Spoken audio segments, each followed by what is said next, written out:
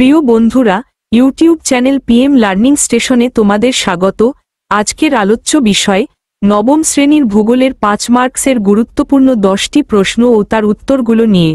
প্রশ্ন 1, মৃত্তিকা ক্ষয়ের পদ্ধতিগুলি লেখো। প্রশ্ন 2, মৃত্তিকা সংরক্ষণের 5টি পদ্ধতি লেখো। প্রশ্ন 3, পশ্চিমবঙ্গের বিভিন্ন প্রকার মৃত্তিকার বিবরণ দাও। প্রশ্ন 4, 3 প্রকার মালভূমির উৎপত্তি আলোচনা করো। প্রশ্ন 5, সঞ্চয়জাত সমভূমির উৎপত্তি কিভাবে হয়। প্রশ্ন 6, পশ্চিমবঙ্গের বদ্বীপ সমভূমির ভূপ্রকৃতি ও শ্রেণী বিভাগ লেখো। প্রশ্ন 7, পশ্চিমবঙ্গের স্বাভাবিক উদ্ভিদের প্রকার, বণ্টন ও বৈশিষ্ট্য লেখো। প্রশ্ন 8, পশ্চিমবঙ্গের জলবায়ুর উপর মৌসুমী বায়ুর প্রভাব। প্রশ্ন 9, পশ্চিমবঙ্গের জলবায়ুর বৈশিষ্ট্য লেখো। প্রশ্ন 10, পশ্চিমবঙ্গের ঋতু বৈচিত্র্য আলোচনা করো। তাহলে এবার উত্তর বিশ্লেষণে আসা যাক। প্রশ্ন 1, মৃত্তিকা ক্ষয়ের পদ্ধতিগুলি আলোচনা করো। উত্তর, মৃত্তিকা ক্ষয় সয়েল ইরোশন বলতে বুঝি প্রাকৃতিক শক্তি যেমন জল, বায়ু ইত্যাদির দ্বারা মাটি ধীরে ধীরে অপসারিত হওয়া। এর ফলে মাটির উর্বরতা নষ্ট হয়। মৃত্তিকা ক্ষয়ের প্রধান পদ্ধতিগুলি হল: 1, জলপক্ষয় ওয়াটার এরোশন, বৃষ্টি, নদী, বন্যা বা হিমবাহের প্রবাহে মাটি ধুয়ে যায়। নদীর তীরে, পাহাড়ি ঢালে ও বন্যা প্লাবিত সমতলে বেশি ঘটে। 2, বায়ুপক্ষয় উইন্ড এরোশন, প্রবল বায়ুর আঘাতে মাটির কণা উড়ে যায় বা সরে যায়। শুষ্ক মরুভূমি অঞ্চলে বেশি হয়। 3, হিমপক্ষয় গ্লেসিয়াল এরোশন, হিমবাহ ধীরে ধীরে সরে গিয়ে পাথর ও মাটি ঘষে ক্ষয় করে। পাহাড়ি শীতল অঞ্চলে এ ধরনের ক্ষয় ঘটে। 4, সামুদ্রিক ক্ষয় মারিন এরোশন, সমুদ্রের জোয়ার ভাটা ও ঢেউয়ের আঘাতে উপকূলবর্তী মাটি ক্ষয় হয়।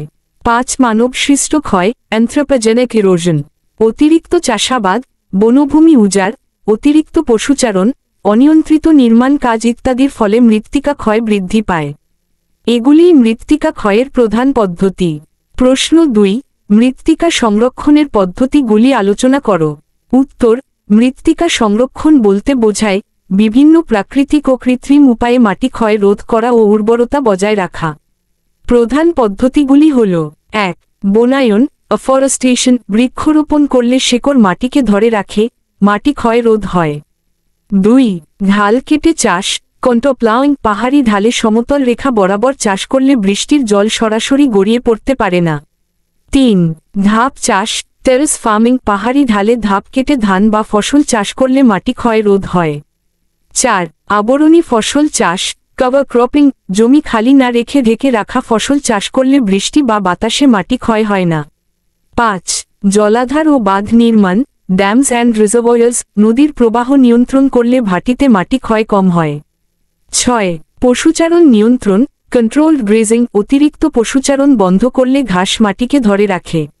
প্রশ্ন 3, পশ্চিমবঙ্গের বিভিন্ন প্রকার মৃত্তিকার বিবরণ দাও। উত্তর, পশ্চিমবঙ্গে ভৌগোলিক গঠন ও জলবায়ুর ভিন্নতার জন্য বিভিন্ন ধরনের মৃত্তিকা দেখা যায়।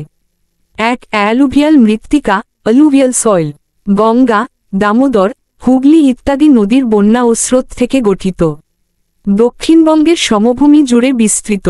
গম, ধান, আলু, আখ, পাট ইত্যাদি চাষে উপযোগী। 2, লাল মৃত্তিকা রেড সয়েল, প্রাচীন আগ্নেয় শিলা ও পর্ণশিলা ভেঙে তৈরি। লৌহ অক্সাইড থাকার জন্য লাল রং।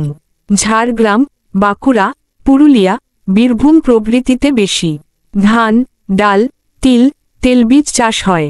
3, ল্যাটেরাইট মৃত্তিকা ল্যাটেরাইট সয়েল, গরম ও আর্দ্র জলবায়ুতে শিলা ক্ষয়ে গঠিত। বেশি লৌহ ও অ্যালুমিনিয়াম থাকার জন্য শক্ত ও অনুর্বর।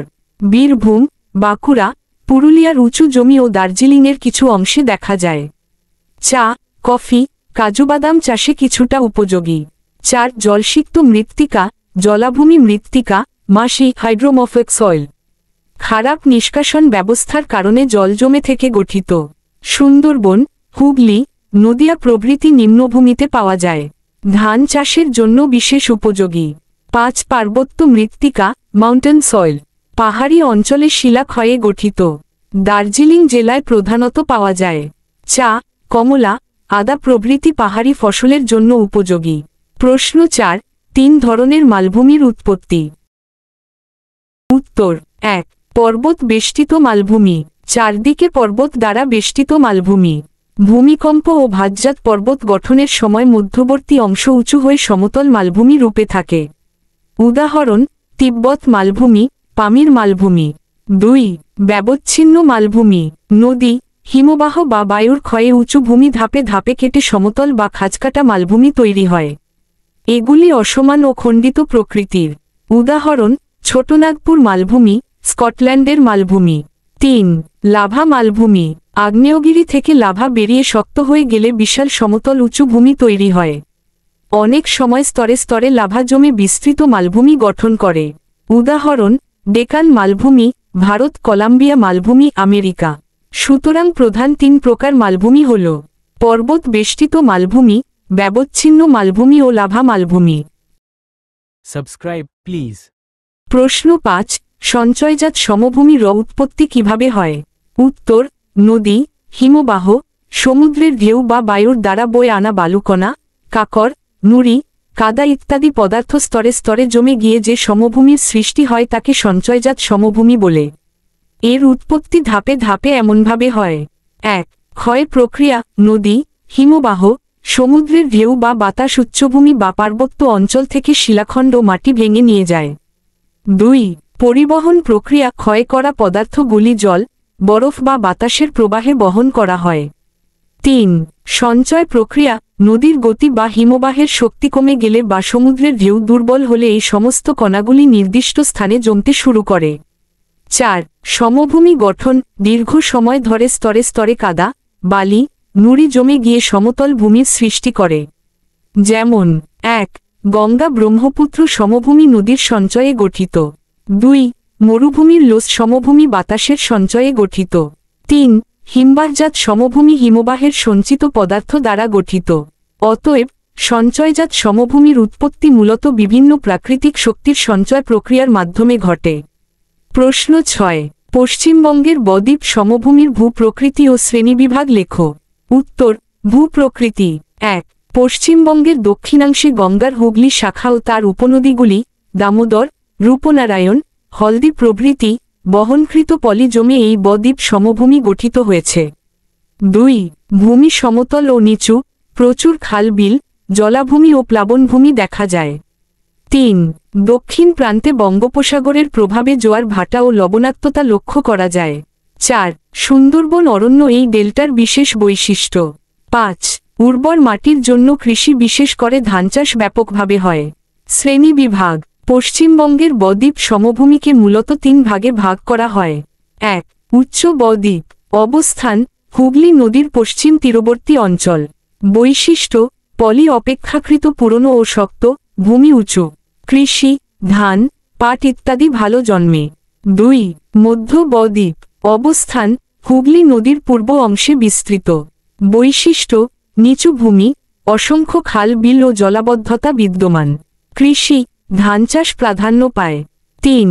নিচু বা আর্দ্র বদ্বীপ। অবস্থান: দক্ষিণাংশ, বিশেষত সুন্দরবন এলাকা। বৈশিষ্ট্য: জোয়ার ভাটায় প্লাবিত হয়, লবণাক্ত জল, ম্যানগ্রোভ বন। কৃষি ও অর্থনীতি: ধান চাষ, নারকেল চাষ, চিংড়ি চাষ ও মৎস্য চাষ প্রধান। উপসংহার: পশ্চিমবঙ্গের বদ্বীপ সমভূমি মূলত গঙ্গার হুগলি শাখা ও তার উপনদীগুলির পলি সঞ্চয়ে গঠিত, যা কৃষি, বনসম্পদ, মৎস্য চাষ ও প্রাকৃতিক সম্পদের দিক থেকে অত্যন্ত গুরুত্বপূর্ণ। প্রশ্ন 7. পশ্চিমবঙ্গের স্বাভাবিক উদ্ভিদ, প্রকার, গঠন ও বৈশিষ্ট্য।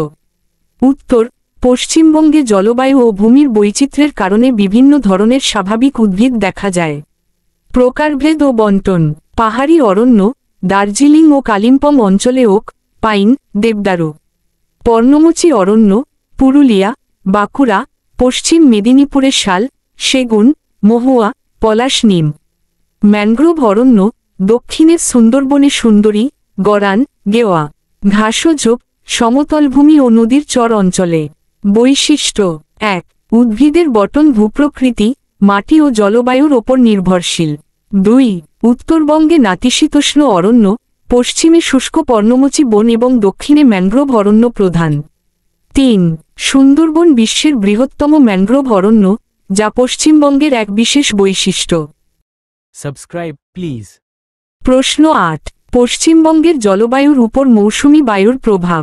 উত্তর, পশ্চিমবঙ্গের জলবায়ু প্রধানত মৌসুমী বায়ু নির্ভর। এর প্রভাব নিচে দেওয়া হল। ১. বর্ষার সূচনা। জুন মাসে দক্ষিণ পশ্চিম মৌসুমী বায়ু বঙ্গোপসাগর থেকে প্রচুর জলীয় বাষ্প নিয়ে আসে। ফলে প্রায় সমগ্র পশ্চিমবঙ্গেই প্রবল বর্ষা হয়। ২. বৃষ্টিপাতের তারতম্য। উত্তরবঙ্গের দার্জিলিং, জলপাইগুড়ি, কোচবিহার প্রভৃতি জেলায় ভারী বর্ষা হয়।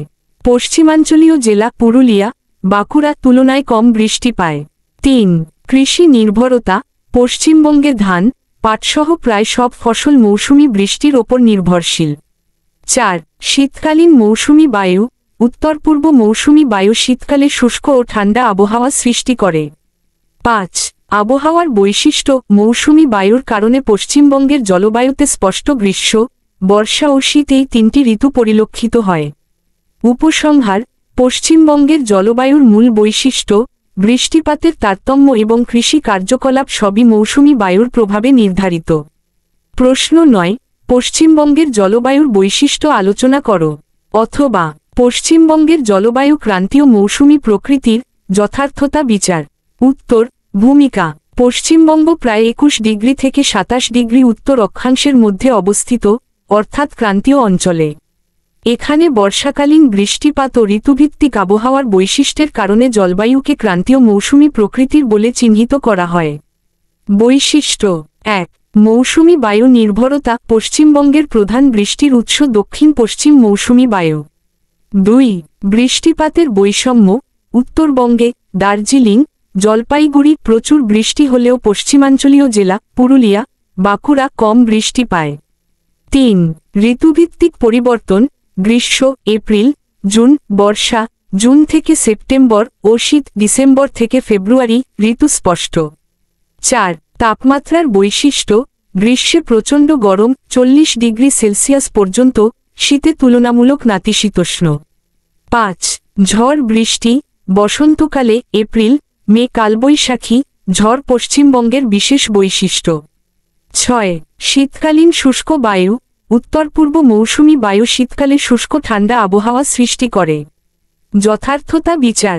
পশ্চিমবঙ্গ ক্রান্তীয় অক্ষাংশে অবস্থিত হওয়ায় এর জলবায়ু ক্রান্তীয় প্রকৃতির। মৌসুমি বায়ুর আগমন, বৃষ্টি ও ঋতুভেদ সবই পশ্চিমবঙ্গের আবহাওয়াকে মৌসুমি প্রভাবিত করে তোলে। ফলে পশ্চিমবঙ্গের জলবায়ুকে যথার্থভাবেই ক্রান্তীয় মৌসুমি প্রকৃতির বলা যায়। উপসংহার: পশ্চিমবঙ্গের জলবায়ুর প্রধান বৈশিষ্ট্য হল মৌসুমি বায়ুর প্রভাব, বৃষ্টিপাতের তারতম্য, স্পষ্ট ঋতুভেদ এবং কালবৈশাখীর উপস্থিতি। তাই এই জলবায়ুকে ক্রান্তীয় মৌসুমি জলবায়ু বলা যথার্থ। প্রশ্ন ১০. পশ্চিমবঙ্গের ঋতুবৈচিত্র্য আলোচনা করো। উত্তর, পশ্চিমবঙ্গের জলবায়ু ক্রান্তীয় মৌসুমি প্রকৃতির হওয়ায় এখানে ঋতুচক্র স্পষ্টভাবে লক্ষ্য করা যায়। প্রধান ঋতুগুলি হল: ১. গ্রীষ্মকাল মার্চ জুন, প্রচণ্ড গরম, শুষ্ক আবহাওয়া। এপ্রিল মে মাসে কালবৈশাখী ঝড় ও বজ্রবৃষ্টি হয়। ২. বর্ষাকাল জুন সেপ্টেম্বর, দক্ষিণ পশ্চিম মৌসুমি বায়ুর প্রভাবে প্রবল বৃষ্টিপাত। উত্তরবঙ্গে ভারী বর্ষা, পশ্চিমে তুলনামূলক কম। ৩. শরৎকাল অক্টোবর নভেম্বর, আকাশ পরিষ্কার, আবহাওয়া মনোরম, ধান কাটার উপযুক্ত সময়ে। ৪. শীতকাল ডিসেম্বর ফেব্রুয়ারি, ঠান্ডা ও শুষ্ক আবহাওয়া, রাত বেশি শীতল, দিন উজ্জ্বল রৌদ্রোজ্জ্বল। ৫. বসন্তকাল ফেব্রুয়ারি মার্চ, মনোরম জলবায়ু, ফুল ফোটার ঋতু। উপসংহার: পশ্চিমবঙ্গে গ্রীষ্ম, বর্ষা ও শীত প্রধান ঋতু হলেও বসন্ত ও শরৎকালও বিদ্যমান। ফলে পশ্চিমবঙ্গ ঋতুবৈচিত্র্যে সমৃদ্ধ।